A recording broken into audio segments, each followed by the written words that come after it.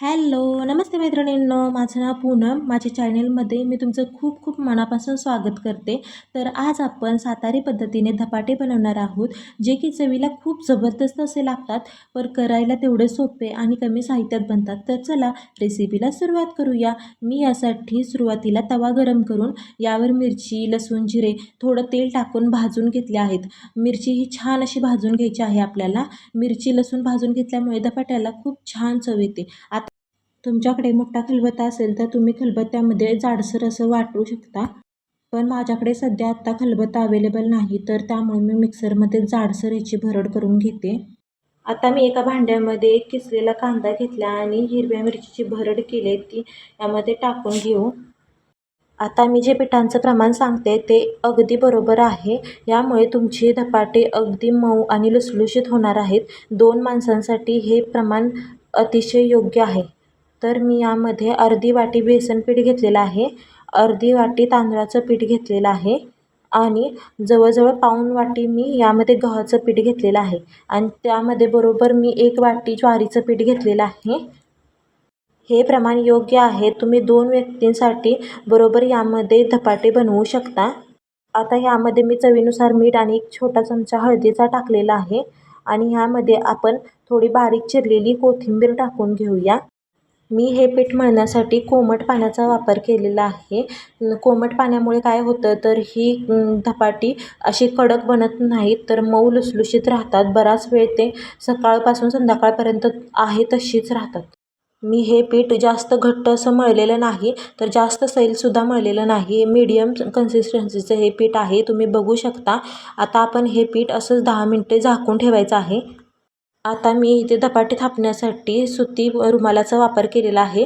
तर मी हा रुमाल सुरुवातीला ओला करून घेतलेला आहे आणि त्याच्यावरती अजून पाण्याचा असा हात मारून घेतलेला आहे. आणि आता लक्षात ठेवायचं असं आहे की आपण गोळा थापताना सुरुवातीला आतल्या साईडून बाहेरच्या साईडला आपण हे थापत थापत नेणार आहोत. तर सुरुवातीला आपण आतल्या साईडला खूप पातळ असं थापायचं आहे आणि त्यानंतर बाहेरच्या साईडला पण खूप लेवल करत असं थापून घ्यायचं आहे. पाण्याचा हात घेत घेत आपल्याला ही धपाटे थापून घ्यायचे आहेत, जेणेकरून तुम्ही पाण्याचा हात घेतला की पीठ तुमच्या हाताला लागणार नाही आणि धपाटे खूप छान अशी पातळ थापून होतात. धपाटे आपल्याला खूप पातळ अशी थापून घ्यायची आहेत. तुम्हाला वाटत असेल की पातळ धपाटे थापल्यानंतर हे कडक वगैरे येतील, पण असं काहीच होणार नाही, कारण की ह्यामध्ये आपण जे बेसनचं आणि गव्हाचं प्रमाण घेतलेलं आहे ते अतिशय योग्य आहे. त्यामुळे ही धपाटे सकाळपासून संध्याकाळपर्यंत मऊ लुसलुशीत राहणार आहेत. धपाटे आता थापून झालेले आहेत आणि तिकडे तवा पण गरम झालेला आहे. तर मी गॅसची फ्लेम कमी केलेली आहे आणि आता आपण तव्यावरती धपाटे टाकून घेऊया. तुम्ही पाहू शकता मी धपाटे कसे तव्यावरती टाकलेले आहेत आणि त्याला पाण्याचा हात लावलेला आहे. जेवढं तुम्ही चांगल्या प्रकारे पाणी पसरून घ्याल तेवढेच धपाटे कपड्यापासून लगेच निघणार आहेत. आता मी झाकण ठेवलेलं आहे आणि 5 मिनटं अशीच त्याला वाफ चढून देऊया. तुम्ही प्रवासाला वगैरे न्यायचं असेल तर ह्यामध्ये कांद्याचा वापर न करता जरी तुम्ही ह्याच पद्धतीने धपाटे केली तर दुसऱ्या दिवशीपर्यंत पण धपाटे ही मऊ छान राहतात. आता आपण धपाट्यावरचं झाकण काढून घेऊया आणि धपाट्याला तेल लावून वरून तेल थोडं सोडूया आणि धपाटे पलटून घेऊया. तुम्ही बघा किती छान पद्धतीने ते निघत आहेत, अजिबात तव्याला चिकटले वगैरे नाहीत.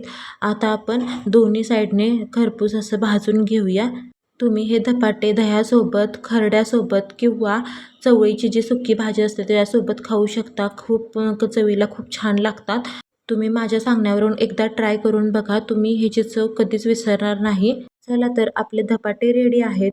तुम्हाला जर हा व्हिडिओ आवडला असेल तर लाईक करा, शेअर करा आणि सबस्क्राईब करा आणि मला असंच प्रोत्साहन द्या. चला भेटूया नेक्स्ट व्हिडिओमध्ये. तोपर्यंत तुमची आणि तुमच्या फॅमिलीची काळजी घ्या. चला तर बाय.